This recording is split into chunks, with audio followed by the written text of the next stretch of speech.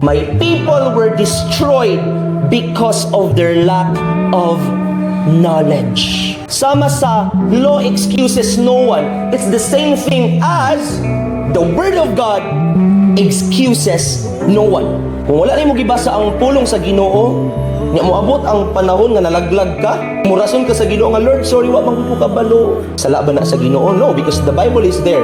Pero giabog-abogan raman ang Bible. The app is there, but you do not read your Bible. You open mali nga book inyong gi-open, Facebook. And especially to the leaders. Yan sa mga youth president dere, WM president, MM president, deacons. Kabalo ba mo nga ang paghukom sa Ginoo mas bugat sa inyo kaysa sa normal nga members? Haven't you read that in the word of the Lord?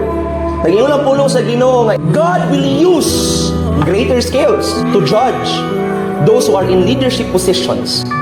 Kasi ang nagbutang sa imong posisyon dili si pastor.